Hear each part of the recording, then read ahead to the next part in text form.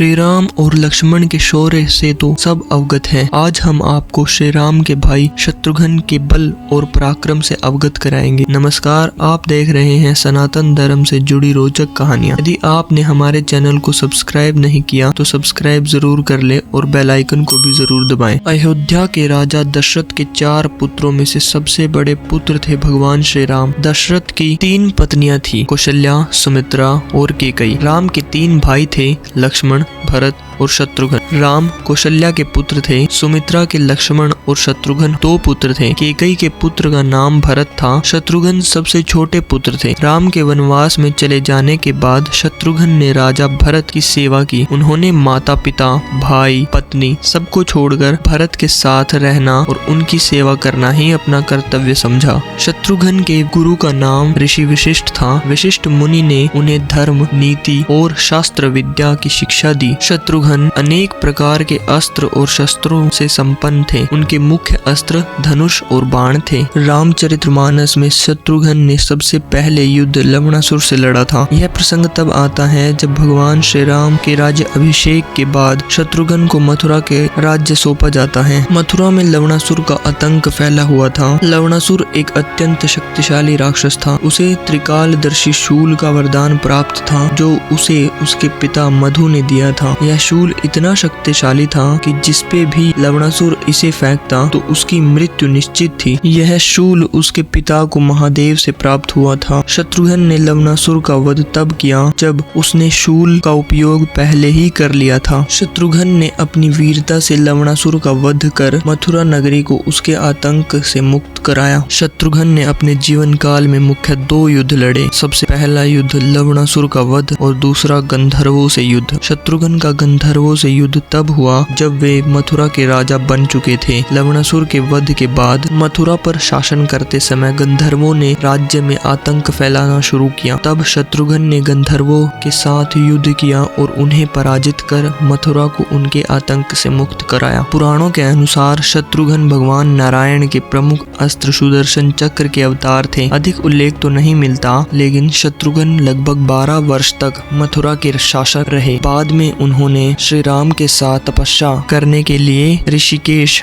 चले गए। वहां मुनि की रेती नामक स्थान पर तपस्या करते हुए उन्होंने अपना देह त्यागा। आज के लिए इतना ही, मिलते हैं किसी और वीडियो में।